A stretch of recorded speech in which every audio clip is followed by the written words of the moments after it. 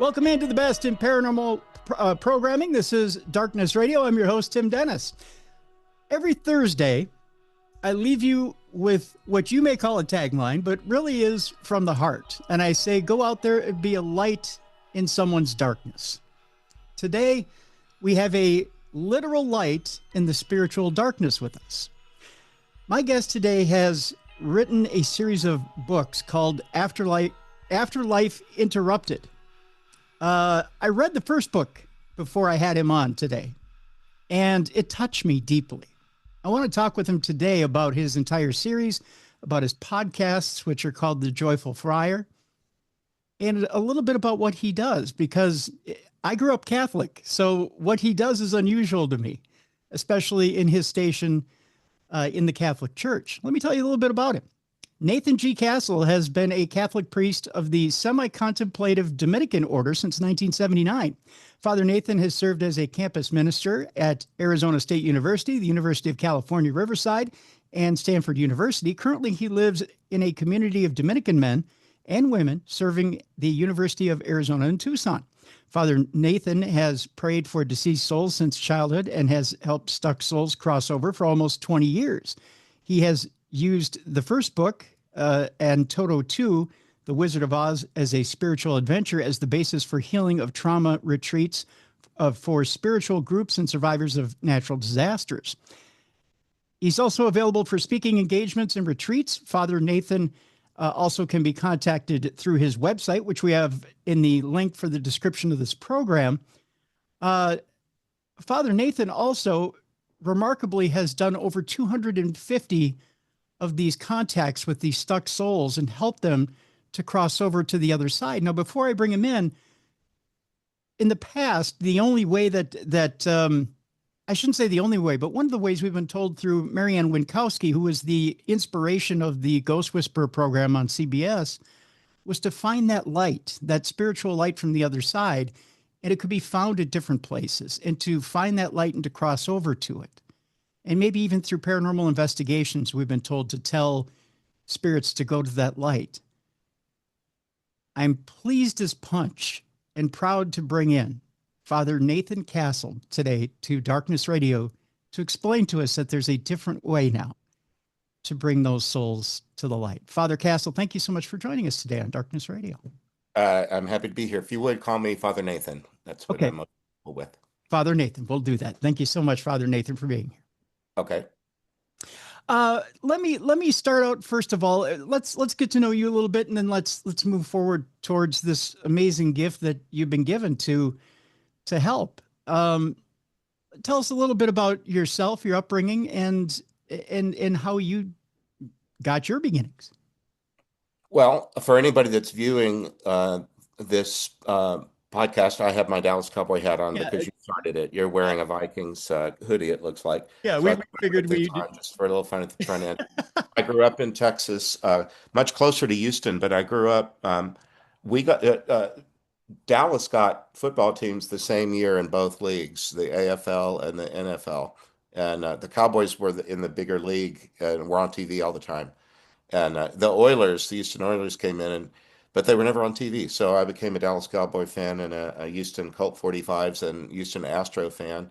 So sports is a big deal in my life. And as a campus minister, especially at Stanford, I got to be the chaplain to the team during the years that we went to the Rose Bowl and the Orange Bowl. And I got to fly on the team charter and say mass at Notre Dame for the team and all that. So sports is a large part of my life. I play golf, but I don't play anything else well. But I can cheer for my teams at least. Well, if I can confess, Father Nathan, as a kid, now I was a kid of the 70s and 80s. Even though I was a huge Minnesota Vikings fan and I live and die by them, I was also a huge fan of Earl Campbell and Tony Dorsett, and I do have autographed jerseys from both of them. Do you really? Good for you. I do. Yeah. So, yeah. So I do have, part of my heart does lie with those two. So. I not only follow the liturgical seasons of the Catholic Christian calendar, but the sports season and October is a huge time because you've got the baseball playoffs, and it won't be long before the NBA and the NHL kick in, and college football and all that. So that's a large part of what I'm thinking about when I'm not doing churchy things. Absolutely, absolutely. I think you got to have a healthy love of life in general, right? It came naturally. I came from a large family in Southeast Texas, and sports were a big deal, especially for my mom. And that's just been a joy for me, especially the baseball season because it's so long. There are 162 games a year, and you can almost always have a game while that season's going. Unfortunately, my team didn't make the playoffs, but we'll be back next year. There you go. There you go. The one thing I noticed from reading your book is that, as you mentioned, family is a huge thing for you, and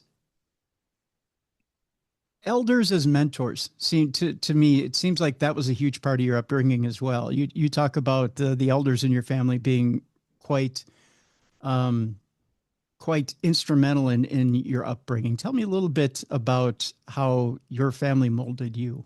Yeah, I was born in 1956, so my my grandparents, my dad's parents lived next door.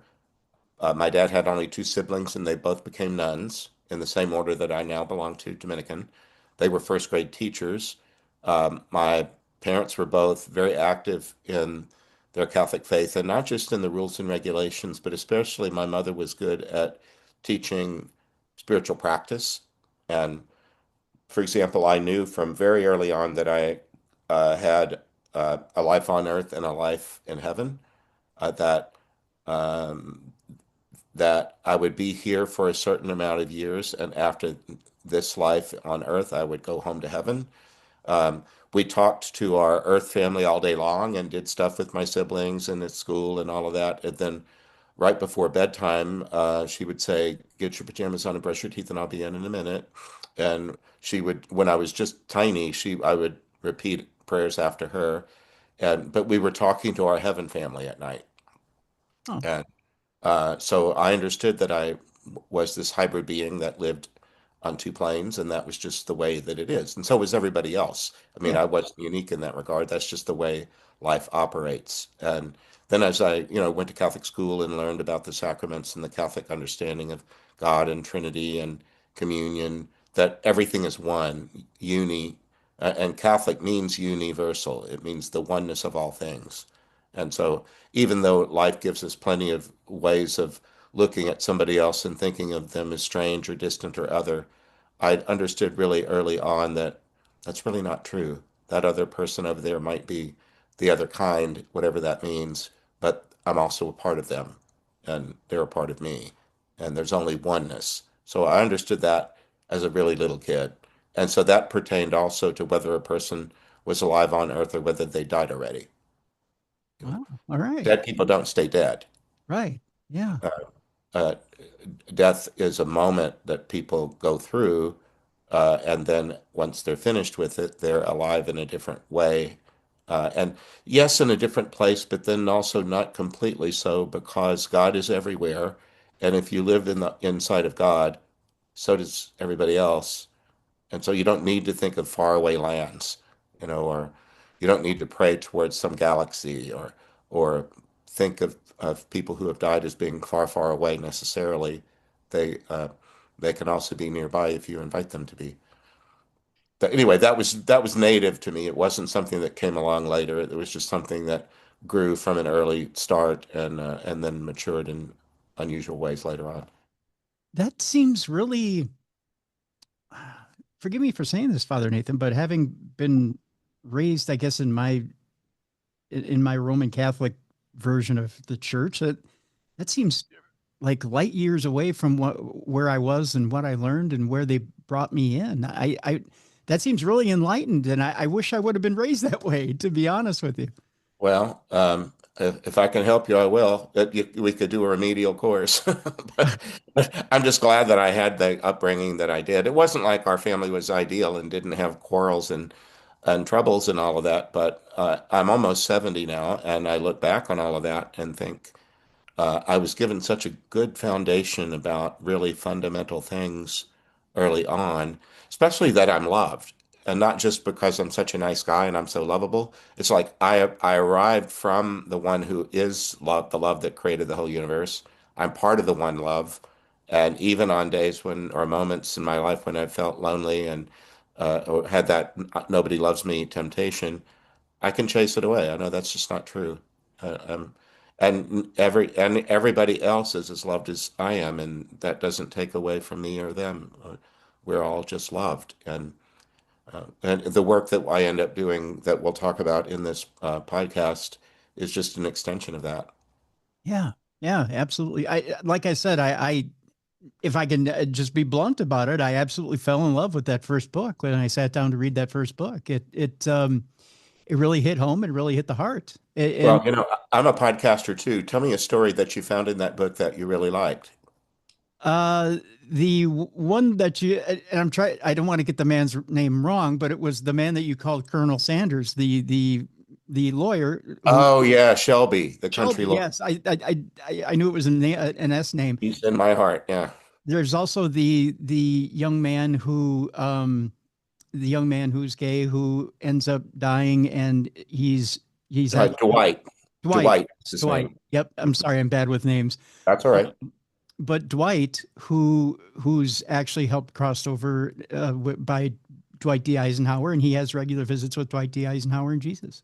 Yes. That And was he showed up later. That was only in book one. There are two more books. And Dwight circled back around. This happens sometimes where somebody that's been through the process that we do ends up being a helper later on for somebody else.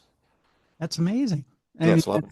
yeah, and I mean both beautiful stories, and again worth the price of admission just for those two stories. But they're again amazing stories all throughout the book. So Yeah. yeah, and again we'll talk more about your gifts here in just a second. What I want to get to is the one question I want to ask before we start to get into those gifts is the first. Uh, there's a part in the book where you talk about as you're working with, I believe it's your grandmother. Your grandmother takes you out, and you mentioned that she build. Was she the builder? Was she the one who was making plans, and at the same time that she's building things, she's citing different biblical things, like as she's building something, she's citing different saints and whatnot. She walked around with St. Anthony of Padua and Joseph the Carpenter, Joseph the foster father of Jesus. Um, and if you hung around her, she was next door. If you went over to her house, you were always walking around with the saints. It's just she talked about them frequently, and she explained how she was doing things that she didn't really know how to do because she would ask for the help that she needed to do them. She used an image that my younger sister was telling me about that she said there's this big library in heaven and all you have to do is ask for the right book and they give it to you and then you know things. And that was the way she described it to a child. But she also sent off for books. Long before there was an internet in the early 60s, she would write away for Time Life magazine how to do it books. Uh, so how to rewire your house, how to build a bathroom in your garage. And she would just buy these how to do it things. Now we'd probably go on YouTube and see a video of how to do Yeah, stuff.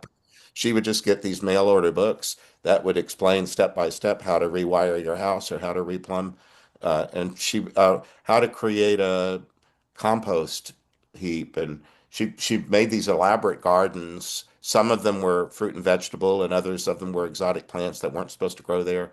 And how to splice plants together to make one thing, graft one thing onto another to make a third thing.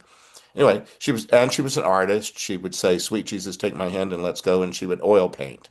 And so she just did all kind of stuff, and I just watched her. And she said the reason she could do it is because she asked for the right helpers.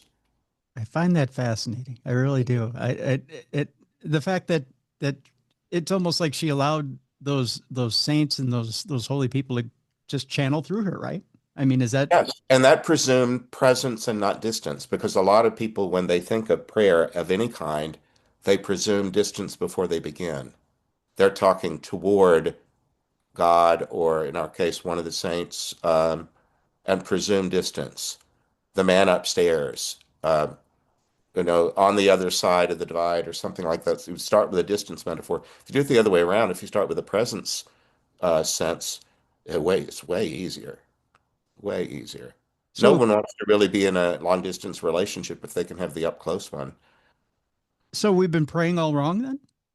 It depends on how you pray. I've only met you 20 minutes ago, but, Well, but I think that's how at least I think that's how I was taught to pray, right? God is here. Jesus is over here. And the saints are over here and they're bigger than we. So of course it's a long distance relationship, isn't it? well, I was taught both at the same time, and then as a child, I was having to square the circle.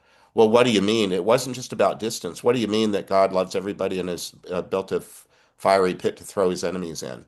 And oh, by the way, Jesus on the cross says, "Father, forgive them all; they don't know what they're doing." So there were contradictory messages that were coming at me even as a little child, and I just understood it's up to me to figured out. It's up to me to make sense of how I'm going to live my life. And so some things you take in and say, okay, I understand that's part of the tradition, but I don't have to do that. I don't want to invest in that very much. Um, well, anyway, even the sky, our Father who art in heaven, heaven can sound like a faraway place where people go after they die if they're good, Right. right? Except in Spanish, this word is cielo. I live near the border, the Mexican border, and there's a lot of Spanish speaking around here. Cielo is the common word in Spanish for two things, sky and heaven. And in English, we can use the word heaven to say the heavens are glorious today if it's sunny out. It's sort of Elizabethan or, you know, pretentious sounding. We don't normally speak that way, Yeah. poetic maybe. But in Spanish, it's just commonplace. You have to learn from context which cielo are you talking about, the place where birds fly or the place where angels fly. And so Spanish speakers don't make that distinction. They just say, Padre Nuestro que estás en el cielo. And then I'll sometimes use with adults. I do a lot of retreat work, and I'll put out crayons and paper and Play-Doh. I try to bring out the young creative in them and say, "Would you draw me a picture of a house and a tree and the sun and a cloud?" And they'll all pretty much do the standard thing that we did in kindergarten or first grade. And you draw a horizon line and a house on top of the horizon line and the tree. And well, then I'll say, "Where's the sky?" And well, it's at the top, but how far down does it come? Well, it comes all the way to the ground. You and I are breathing the sky. It's a good thing that the sky comes all the way to the ground because that's where our nostrils and our lungs are. Right. Yeah. We we breathe in the sky. And so, and for much of the church's life, for two, three-quarters of the church's life, the Catholic Church, Christian churches, we thought we were standing on top of a table. We didn't understand that we were on a ball. And so for a long time, Christian prayer pointed up at the sky because that seemed to be where the power is. And once we understood that we were on a ball, what if we could get everybody in the world to point at the sky at the same time? What would that look like from off the earth? Like a blowfish or a pincushion or something? Everybody's pointing in every direction because the sky is all around us. And in fact, when you look at a starry sky at night, you're looking at a field of stars that look like it's above you, but it's also below you too. It's just that the earth itself is blocking your view. You can't see the stars that are under your feet. They're not all above you, they're around you. So if you understand that God is everywhere and you're somewhere, then you've got to be inside God. Very true. Very All true. right. So I'll ask people on a retreat, has anyone in this room ever lived inside anyone else? Wait for it. Yeah. Everybody in here has lived inside someone else. We're just doing it again. We're Yeah. inside the creator.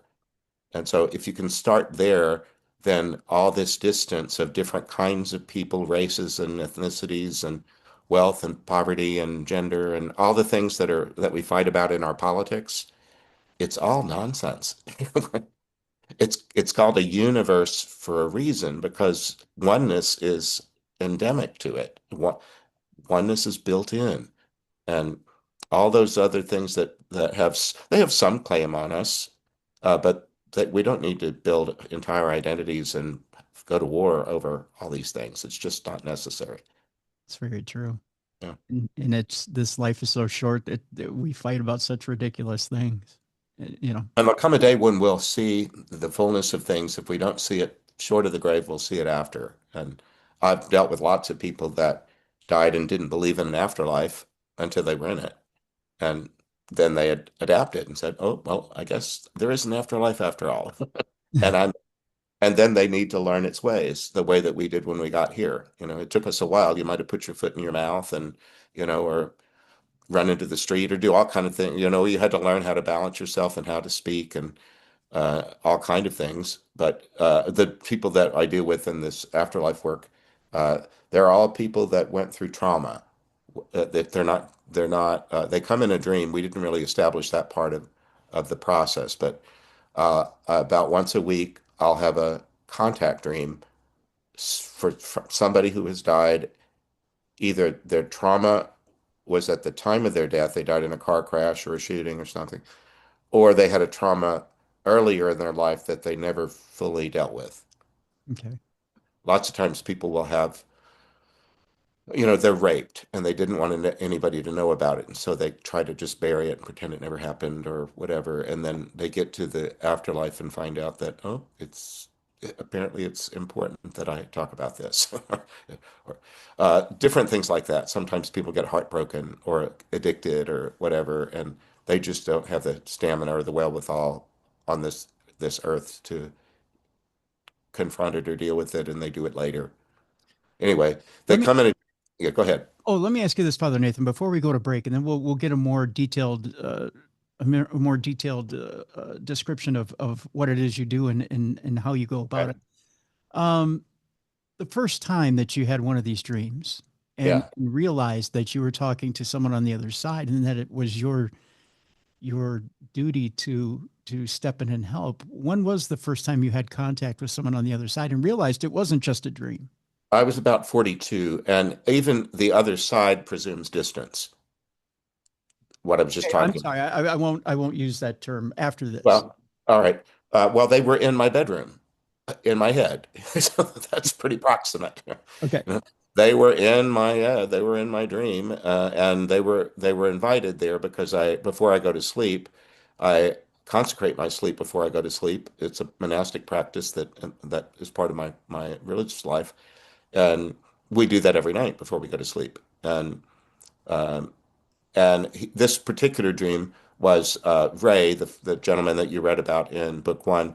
It was a picture of a man, or in my head, I was watching um, that dream started with my own dreamscape. I was finishing a round of golf with a friend, and we went into the bar, and there was a silent auction going on for a charity. I've been at those all my life. And I looked up across the room and saw this ghastly piece of art on the wall, and I pointed it out to my friend and said, "Look at that nasty thing over there. Who would donate that to a charity?" But it was so compelling, like the way that we want to crane and stop and look at a crash on the highway. You know, Hmm. it's going to be ugly, but you can't look away. Hmm. And um, I walked over toward it, and it was before we had televisions on walls, but it was as though it was that. It was a framed piece of art, and it moved toward me, and I moved toward it, and then everything in it started to move, and it was depicting a young man burning to death on the engine of an old car from the late 50s, the kind with fins and chrome, and he was screaming, dying in pain and angry at someone or something at the same time. And I woke up.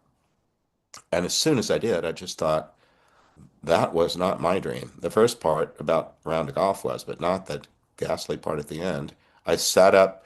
I used to have to carry a pager. And if it was my turn to be on call for the hospital, uh, in a city, the Catholic priests divide up who's going to do a emergency call in the night if there is one, and you have to have the pager that night. So I was used to being awakened once in a while because somebody was in a trauma, and that's what it felt like. It just without the pager. It was in my dream. But I woke up and I wrote it down, and I said a prayer to the guy and I introduced myself and said, "I don't know how you found me or what's going on, but you clearly need some help. And in the morning, we'll figure out how to help you. Right now, I'm going to go back to sleep, but don't go away. I'll be back later." Wow. Wow. And of course, for the rest of the story, I'm gonna leave people on a cliffhanger there, Father Nathan. And for the rest of the story, I want you to go get the link. We have a link in the description of this program for the Afterlife Interrupted book, for all three books, as a matter of fact. And I want you to go to the first Afterlife Interrupted book, where the story of Ray is there, and you can get the rest of the story of what happened with Ray and how Father Nathan and his prayer partner went and helped Ray. So, I tell you what, Father Nathan, we're going to take a break here. When we come back, we're going to talk about this gift of yours and how you work with different prayer partners, to help these people who are stuck get unstuck. And we'll discuss how it is that people get stuck. You've already mentioned trauma, and why they get stuck. You've mentioned trauma, but how sometimes we can cause our own trauma, or how we can force ourselves to get stuck, Yes. and what we should do if we get stuck. So There's a phrase for that. It's called "That's my story and I'm sticking to it." We'll go into that after the break. that's right. We'll go into that after the break. My guest is Father Nathan G. Castle, OP. The Afterlife Interrupted books are available right now, and the third one is especially available right now, Afterlife Interrupted, Helping Stuck Souls Cross Over. Again, links to all three books in the description of this program. The Joyful Friar, which is Father Nathan's podcast. We have a link to that in the description as well. I want you to check that out as well. Great podcast. So when we get back, that phrase that Father Nathan just said, we'll get into that when we come back right here on the best in paranormal podcasting. This is Darkness Radio.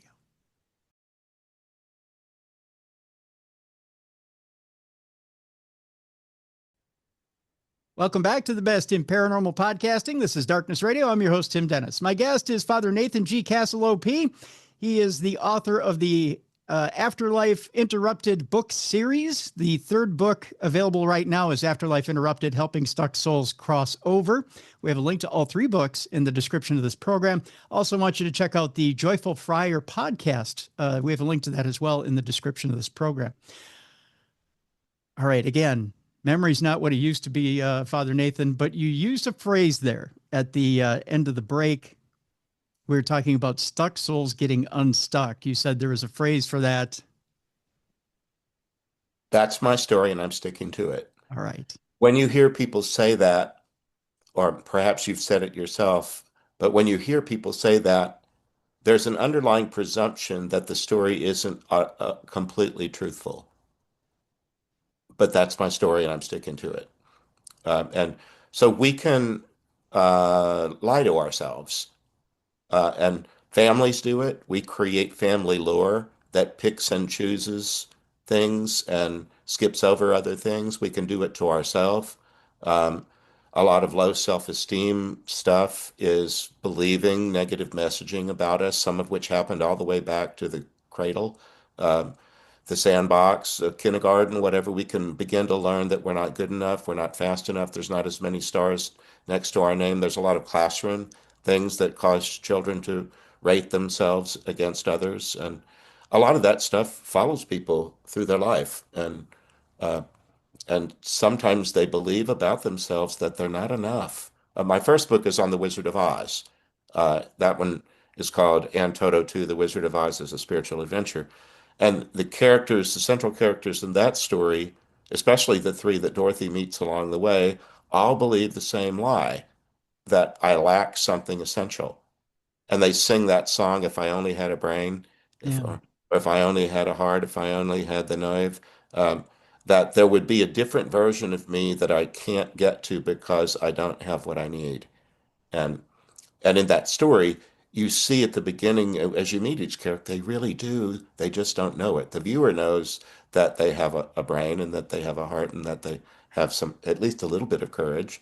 And but that you have to watch it grow in them, and they need time and experience of that populates the scenes, the future scenes in the movie. So it's like that. People sometimes just get thwarted and believe things about themselves that aren't true, and then other times they can be tempted into feeling that because I'm not good enough, I better make sure that there's at least somebody worse than me.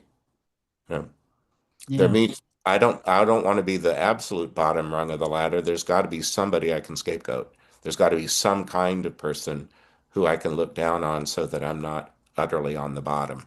And all of that is just so laborious and so sad and so unnecessary because we're all beloved and we can all shed those untrue things. And if I believe if we don't do it in this life, there'll be the next opportunity to get to the truth that you really were good all along. You just didn't, you just let something else creep in and have too much power.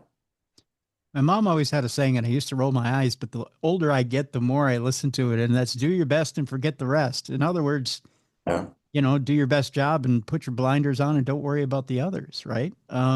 Yeah, that's a good wise saying, and you remember it. However old you are now, you're still saying it. Yeah. And the idea being that, the only race you really run is the one against yourself.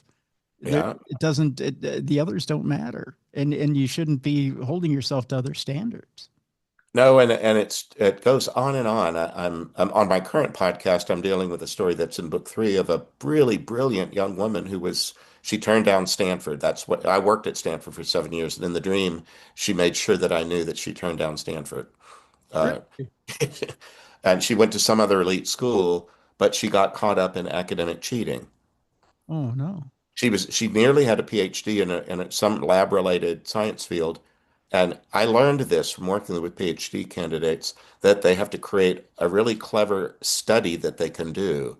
And if they are going to posit, like if they're going to cure Alzheimer's, they have to they have to figure out is there something environmental or something in the diet or something like that. And then they have to create a study to see over time whether they can prove it. And sometimes the thesis is disproven. Hmm. That's the way it works. It's a toss up. Is this or is this not causal to this other effect? And you put your study together and you run the study and you come to your conclusion. And you hope that you're going to get a positive conclusion because that's way more fun than getting a negative one. Right. Yeah. And then she explained that if you get a negative conclusion, you still added to the body of knowledge, but it's harder to get funding for the next study. If Yeah. you can prove causality, it's way easier to get funding for the next thing. And she worked her way to the end of the project and almost had her PhD, but her thesis was disproven. But she lied about it, Oh. and she got caught, and she killed herself. Oh, no. Oh. Yeah. And so she came in a dream and showed me some symbology about being on a college campus, being outside the building and listening to people talking inside about deceit and fraud. And then somebody came toward her with two lit candles, and I woke up. And it turned out, you know how university crests and shields often have symbols of light in them? Yeah. Flames or the sun or something, because light and enlightening, bringing enlightenment to the world. Your show is about darkness and light. Universities often have in their founding statements something about enlightenment. And she was dealing in the afterlife with the fact that she had added darkness to the search for truth. And in the afterlife, she was owning up to that and uh, charting a new course, recognizing that uh, one of my friends in book two, her husband and child were killed in a car crash, and she was left alone. And she later in the afterlife said, we asked her, "Is there anything that you'd like to say, like from beyond the grave? Is there advice that you'd like to give to anybody that hears your story?" And she said, "I absolutely do." She said, "Don't let the worst thing that happened define you." Wow. Because that's what she did. And she put it in a sentence like your mother did. Yeah. She was able to say, "Don't let the worst thing that happens to you define you," because that's what I did. And I made myself miserable. I mean, everybody could understand that, okay, you lost your husband and your only child in Iraq, but she made that her identity for the rest of her life and shut down. And and then when she got into the afterlife, she sort of was hoping that it would all be magically reversed, that she would, walk into some wonderland where all is well. And she was told, well, it can be, but you still have to take part. Uh, and you atrophied. You gave up, and uh, we'll help you get up and moving again, but you have to take part. And she eventually. That story was really sweet.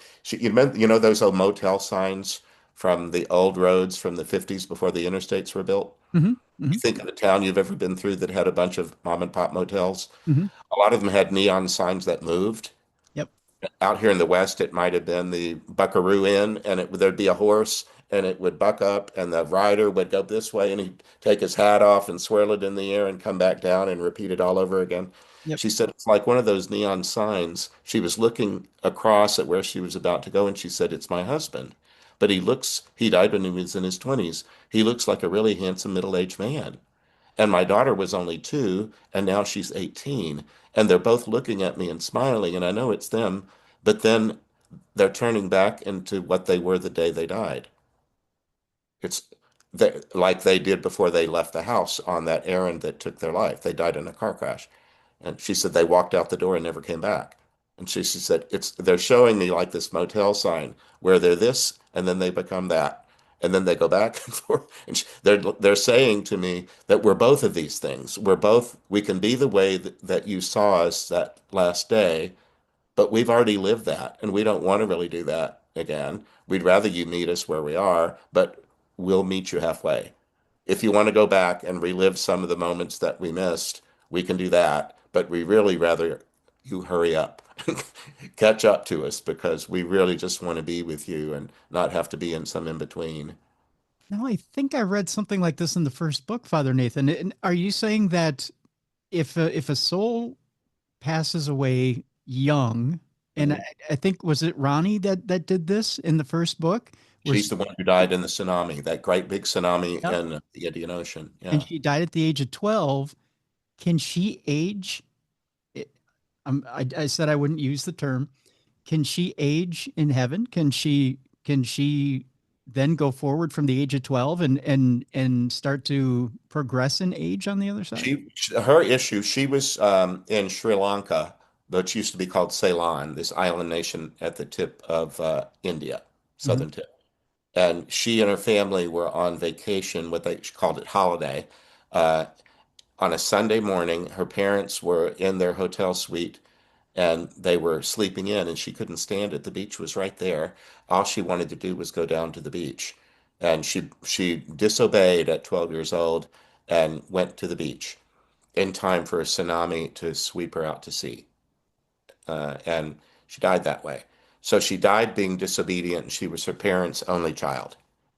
And so she also had that kind of honoring of parents that's more prominent in Oriental cultures than it is in a lot of Western cultures. Hmm. I lived at Stanford with lots of Chinese and Singaporean and other Asian young people.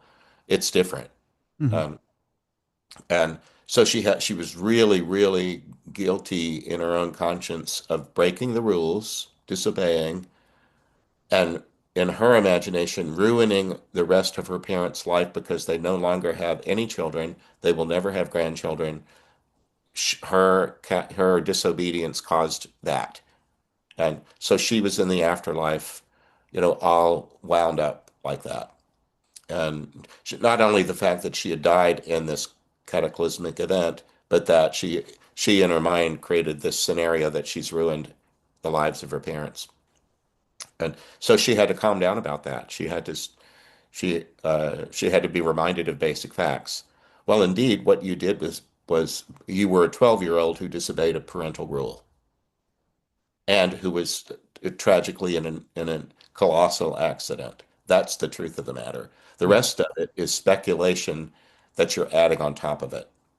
And that's not, in the courtroom, you tell the truth, the whole truth, and nothing but the truth. And anyone old enough to remember Dragnet, when I was a little child on TV, it was just the facts, ma'am, just the facts. You know, don't tell us a bunch of other stuff. Tell us the facts. And that's what happens in a courtroom.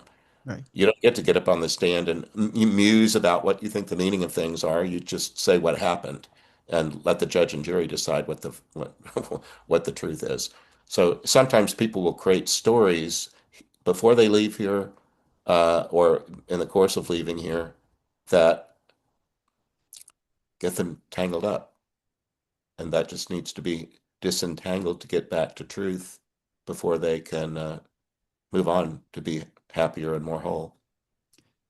Now, as Ronnie's on the other side, and as she's living her existence, I said the term. I know I wasn't supposed to, But but I just call it the afterlife. the afterlife. All right, we'll use the afterlife. As she's there in the afterlife and living her existence there, and you've already mentioned now that there's this woman who has seen her husband and child there, and they seem to have, as that bucking bronco is there, and the cowboy and the bucking bronco, that they aged forward and then went back, and she had the choice of seeing them one way or another. Yes, Does Ronnie advance in age? she Does did. Her issue was she was only 12 years of age, but I think both of her parents were university educated, and they poured all these educational resources into their only child.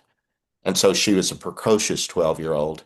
She didn't like being around children her age because she said, I'm not interested in toys and childish things. She thought of herself as about 20, but in a 12-year-old body. And then after she died, I remember thinking she was inside me because I invited her to be. She was talking to my prayer partners, Mhm. and I and I'm co-conscious with them, and I'm thinking she might be 12, but she feels like a college student because I've been around college students in my career. That's what I've done for a living, Yeah. and thought she doesn't talk like she's 12. And eventually, she got around to saying, "No, I really felt that I was about 20." And she said, "On this side, I can be that if I want to." I don't have to be the 12-year-old. I can be the 20-year-old me. And even though I didn't get to live 20 years on the earth, afterwards I can adapt and I can be more of what feels right. And so she opted to be 20. That begs the question, Father Nathan. So let's say let's say a couple is here on Earth. They lose a child in childbirth. Maybe there's a child that's in vitro or in utero, that's maybe only 6 months along, and the child is lost. That soul goes back to the afterlife. Does that soul then decide, well, I'm going to go back to another couple or go back to them, or does it exist there in the afterlife and then decide, well, you know what, I'll just advance myself here and be who I am and age there? I'm glad you asked the question in the way that you did because I used an image of a courtroom and giving testimony Yeah. just a moment ago. And I've tried in my books to only say what I've observed and not go beyond the data. Okay. My undergraduate training was in social science, sociology. Hmm. And in the social sciences, you're trained to create studies of some kind where you observe human behavior in groups. And then you quantify it, you chronicle it, and you quantify it, and that's one of the jobs is just to gather the data and present it. If you're going to go beyond that, you're supposed to label it. Okay. If people want to ask you after you've done this study, what are your conclusions? You draw a line and say, since you asked, here's what I conclude. And then that can have two parts. The conclusion can be quantified data. Here, this percentage of people did this or that thing, and so on. And then there's yet a third place where you can say, do you have an opinion about it? What do you think about it now that you've been through all this study? And then you give your opinion, but you're supposed to label it. Okay. Because somebody could opine differently based upon the same data. Sure. Well, all of the sessions that we do are verbal. We record them on my iPhone. Well, we use Zoom just as we're using to do this podcast. Next to my laptop, I have my iPhone open to an app named Rev, which records it. And when I'm finished, I hit a button and it transcribes it using AI, and I get a transcript in about 2 minutes.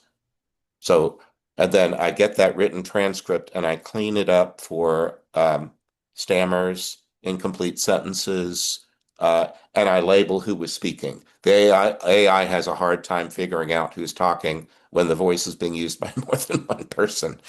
Uh, so I do a little light edit and then I store them. I have about 600 of them. Wow. Uh, there are a total of 39 that are in print, 13 in each of three books. And on my podcast, I might have done about five or six more by now. Okay. And then I have a whole big cache of a lot of other ones that after I'm gone, I think would, while I'm still here, I think it would be a good PhD project. It would be somebody that wanted to spend the time laboring over it. And there's one gentleman that's already doing something on that order a little bit. There's the question of verification. Can I prove that any of these people actually existed? That's another side issue. But your question about a baby who dies before birth or very young or something, could they come back as somebody else? That would be going beyond my expertise. So I would only be opining, and so I'd rather not. Okay, that's fine, and that's perfectly respectable. I actually respect that quite a bit. That you wouldn't want to comment on that. I could, but on this podcast, I'd rather stick with the data Good, and good. say I haven't encountered that experience in this work. Okay, good, good. All right. Um, Now one of the things you mentioned in the first book is that a lot of times when you get these stuck souls, Hmm. sometimes their guardian angel or their guide or whatever whoever would want to label it whatever they want to label it will push them forward to you in your dream and say here they are, or present them to you to get them unstuck. Are you Or guide them toward you at the very least. Push would go too far because that presumes lack of freedom, some oh coercion. okay, so Uh, you don't believe that they're selected because they're ready? they are, but with their permission. So I Okay. don't know. I was just objecting to the word push because I don't like to be pushed. Oh, okay, okay. If you want me to get into the next room, you can invite me, and I might take your invitation. But I don't want you pushing me. Okay. And and the afterlife that I've experienced, it's all about freedom. Okay. The guardian angels are absolutely real. They're not little pixies or sprites or any other kind of mythical being. They're for real things, and that was one of the things I was taught as a kid, that you're not here alone, and your guardian angel is always with you. They love you, and they'll be by your side.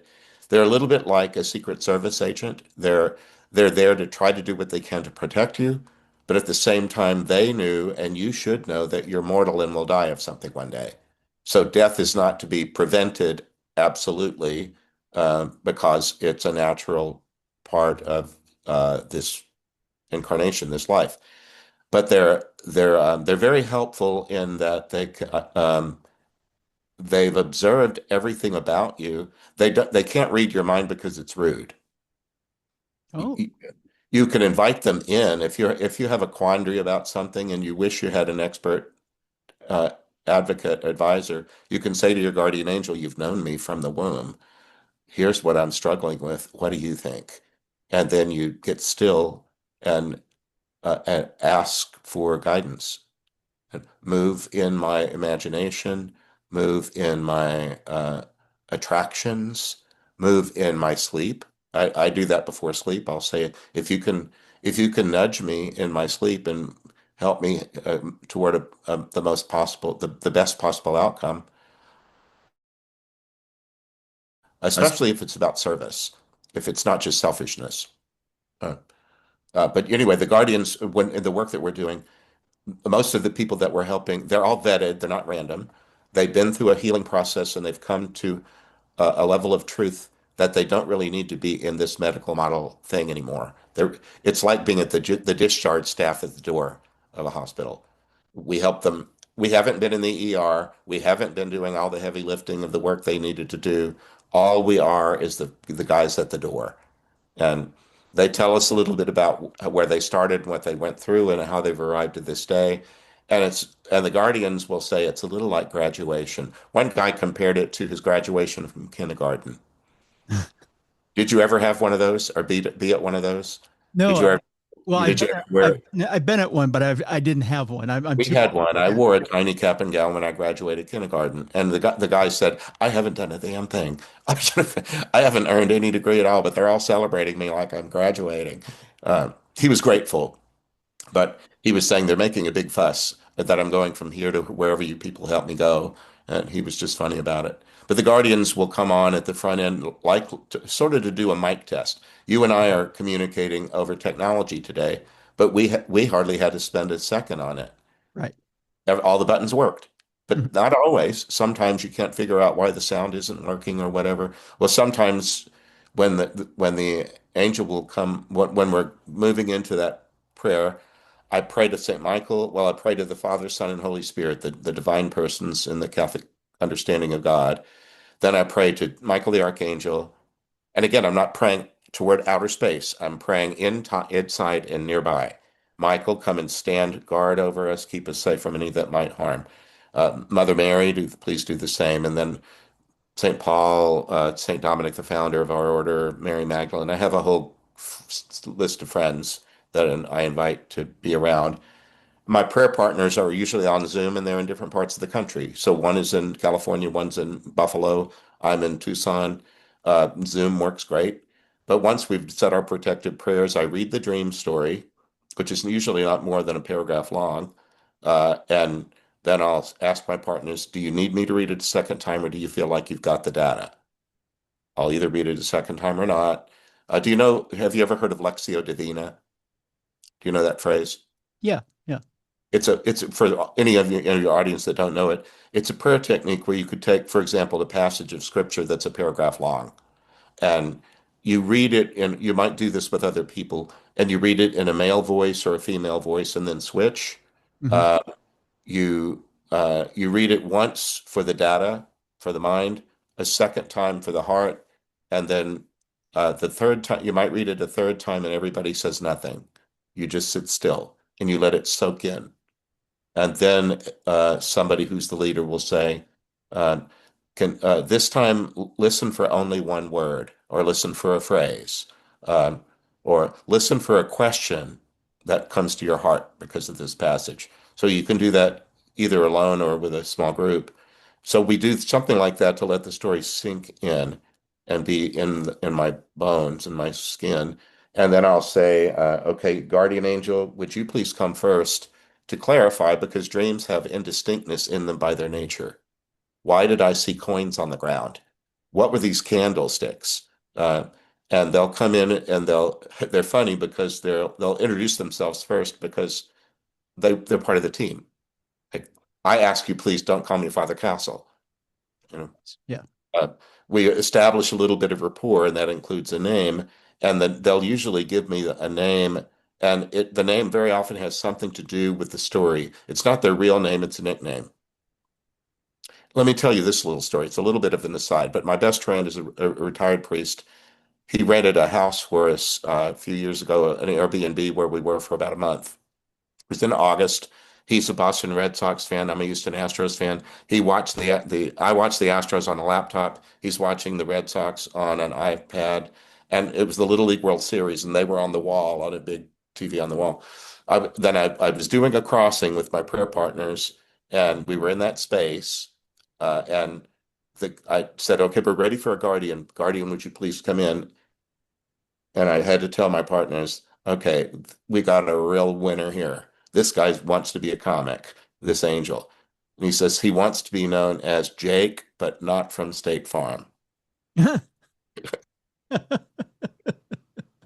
I said, okay, go ahead, Jake, but not from Jake Farm, from State Farm. And he explained to my partners in angel language. He said, these men, they're grown men. One of them watches adults play baseball on this small machine. This one watches on a different machine in his team. And uh, and they both watch children play baseball on a screen that's on the wall.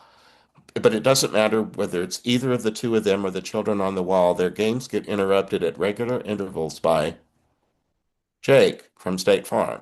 And then he described Jake from State Farm. Jake from State Farm is, and he used the word misapprehension. When's the last time you used that word in a sentence? That Jake from State Farm is under the misapprehension that everyone he encounters is interested in buying this insurance product that he wants to sell to them. And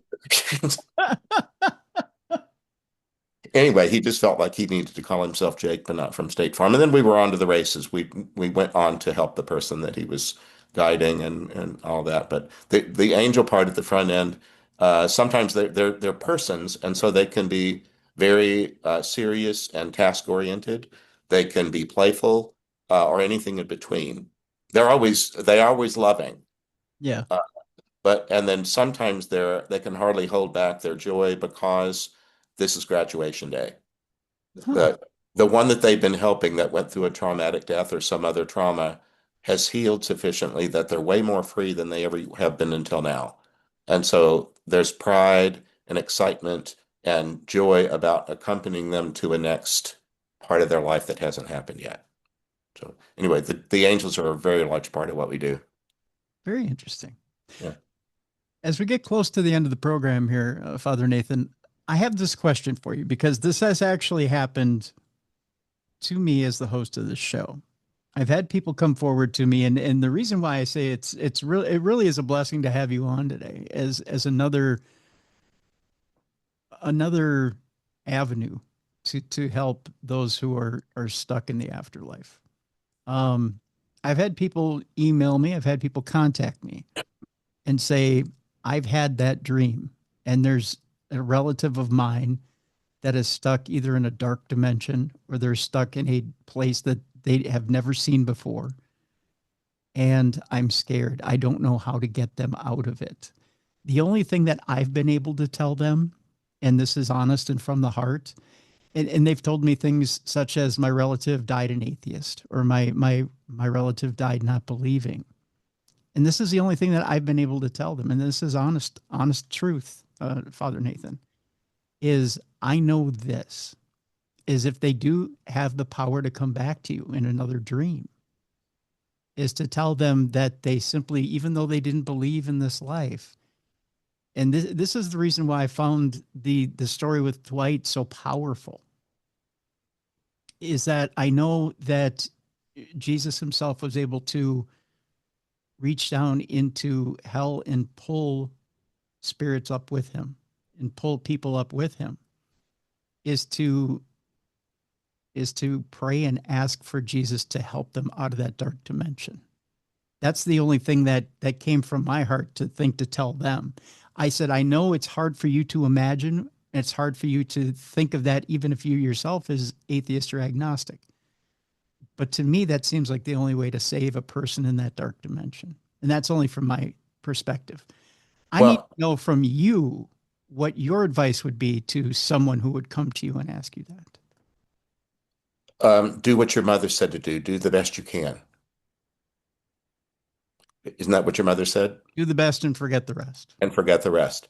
Um, as long as you start from your heart and you call out to God however you understand whatever God is. Uh, because I'm a Catholic Christian, I use the person of Jesus and Mother Mary and the Catholic saints and so on. But that's not the only way things can be done. We're 1.4 billion out of 8 billion on the planet right now, and God loves all the other ones too. So it's not like we've cornered the market on God's attention and God's love. But I also bloom where I'm planted, and this is where I'm planted. So these are the tools that I employ because this is what I know. In the Catholic tradition, you can have a mass said for people. You could go to your local Catholic church without being a Catholic and say, I understand there's something that you do to somehow assist people who have died. Is it possible for me to take part in that? And that's easily done. But praying from your heart and don't make yourself responsible for other people's outcomes.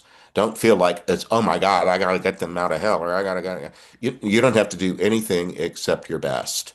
And and that should be done calmly, not with agitation. Agitation adds nothing helpful.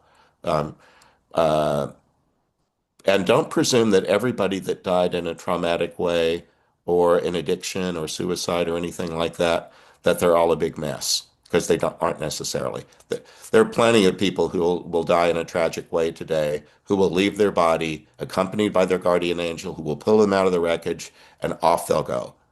Not everybody needs this kind of work. It's just that some people do. And for those who do, heaven has a place. It works. Isn't that in Mr. Mrs. Robinson? Yeah. Heaven holds a place for those who pray. Hey, hey, hey. Yep. Uh, uh, just form a prayer from your heart and say, I still love you. And you don't even need to feel tingles or have visual and auditory experiences. You can do whatever you do. I would recommend praying in the name of the Father, Son, and Holy Spirit because I think it creates a safe space. Hmm. It creates a clear channel and and that's easy to do. There's a lot of non-Catholic football players who make the sign of the cross as they cross the spike the ball of the touchdown. Uh, they know that that's a Christian thing somehow, and they do it. You can do that, and then just say, "I want to speak from my heart to my beloved," and say, "I haven't forgotten you, and I'm offering you this prayer." Uh, think of it as giving them currency, current like electrical current. Our word for money follows that idea that it creates energy. Like give if I give you $20 that you didn't have, you now have 20 more dollars to spend on whatever you want. It creates possibilities. Okay. And you can create possibilities for a soul that's died already. And you don't need to know how they spend it. You can just say, here's a prayer. And I want this to be for your good and for your advancement. And I want you to live in the light and the truth.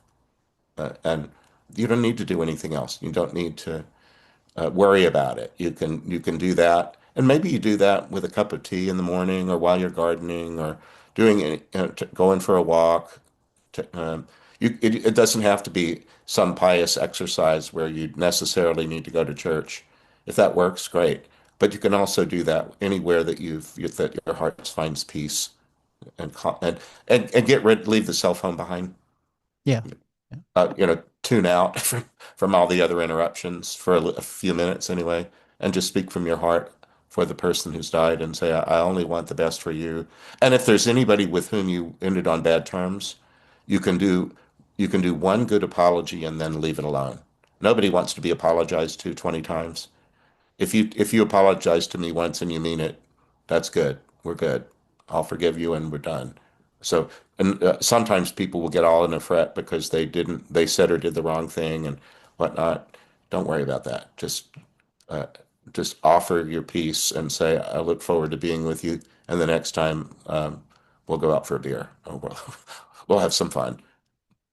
One last one before we leave people today, and this is the other question I have for you as well. You mentioned the apology thing, which is an excellent point that you just brought up. Here's the other thing I wanted to ask you about as well. When we long for people in the afterlife, do we create that attachment as well? Do we keep them stuck by keeping a longing for them? Should we let It, that go as well? That's a balancing act because especially I deal with people that died in a sudden tragic way. And so very often the survivors end up having a hard time saying goodbye because they didn't know that this was even coming. And they feel an incompletion because I never got to say what I didn't say. Um, um, Part of grieving is wishing things weren't as they are. Part of grieving is wishing we could turn the clock back to the day before. Uh, um, and so there's a reasonable amount of that that I think can be tolerated. Like your show again is about darkness, but it's also light. Yeah. And darkness doesn't need to be obliterated. It was created for a reason, but it does give way to light. And the darkness of the death of a loved one and the grieving of them, don't feel like you have to chase it away. Let it be. Let there be some darkness. But I've just been through a death. It was only my dog, but not only my dog. He was my beloved, and he died in my arms, and I didn't know he was going to die that day. He was not sick, and so I've been through some grieving of late. And what I say to myself is, okay, Nathan, you can feel bad about Toto for the next 20 minutes, and then I'll set a timer. And then I'll say, well, I just can't find the energy to do a podcast or to write anything. I think I'll sweep the floor. You know, it bothers me to let time go by unproductively. That's just built into me. Hmm. And but that doesn't mean I can't fold laundry.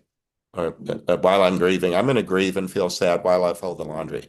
And then, then Yeah. when the buzzer, I use the timer on my iPhone, and I'll say, "Oh, sadness time is over. Now we're going to put that away." I don't know if everybody. That's just my own quirky personality. I don't know if that worked for anybody else, but you could give it a try. But just don't let yourself be sad all the time. You don't honor the memory of your loved one by letting your life be ruined by their leaving you. It was always something that could have happened, and it did. And it's not good to fight it, scream at God. I don't know. I don't want to do that. I just want to say, okay, thanks for the memories. And now help me turn it around. Help me to turn Good Friday into Easter morning. Help me to trust that the sun will come out tomorrow. And I'll sing to myself, I'll whistle, or, I'll buy myself flowers, or I'll do little tricks to try to make sure that even though I might be going through a difficult time, I'm not going to let it consume me, because I've got work to do and other people to love besides the one that just left me. Right. Right. You're absolutely right about that. Um, the books are out there right now. We have a link in the description of this program, the Afterlife Interrupted books, all three of them. Also, the podcast is wonderful as well, the Joyful Friar podcast, and we have a link to that as well. Father Nathan, I want to thank you so much for being with us today. It's been quite enlightening, and it's been my pleasure to have you on today. Good. Well, it's been a joy. And after we finish the sign off, I'll have something else to say to you. All right. Sounds good. I want to leave people with just a couple of notes here. Folks, the new iPhone, of course, is coming out, and some other Apple products as well. And with that, the Darkness Radio Apple app will be updated. So keep that in mind. There may be a little bump around in the road. So if there is, stay with it. There will be an update that will be coming to your devices. Make sure that you look out for it and update it as it comes up on your devices. So make sure you look for that Apple update for the Darkness Radio app. Second, Halloween is coming, October 31st. You have 2 trips that are available from Mysterious Adventures Tours, and Maria Dacre Stoker is taking you to Romania for 12 days. And you get to party at Bran Castle, Dracula's castle. As part of that, of course, Dacre Stoker, the great-grandnephew of Bram Stoker. That's the first trip. The second trip is with Brian J. Cano to the Puka Festival in Ireland, where Halloween started. Both trips are available on a payment plan. So by all means, go to darknessradioshow.com, click on the link in the events page, and you can take advantage of either of those trips from Mysterious Adventures Tours. Third, we're coming up on the weekend. And of course, with that, you've got plenty of great things going on. You've got church festivals, you've got football games, you've got Renaissance festivals. Just want to remind you this weekend to go out and grab someone who is elderly in your family, go out and grab a neighbor who may be disabled, go out and grab somebody who needs to get out of the house and enjoy those festivals along with you. Go be a light in someone's darkness this weekend. Take someone with you who needs to get out of the house and be a part of life with you. That's a message from your friends here at Darkness Radio. For Mally Fox, for Jessica Freeberg, for Beer City Bruiser, and for Travis Thorpe, I'm Tim Dennis. Thank you so much for listening to and watching the best in paranormal podcasting. This is Darkness Radio. For more audio and video archives of the show, intriguing content, fun events, and cool swag, check out darknessradioshow.com. The executive producer of Darkness Radio is Troy Palmer. If you enjoyed today's program, please make sure you like and subscribe. Thank you for watching and have a great weekend.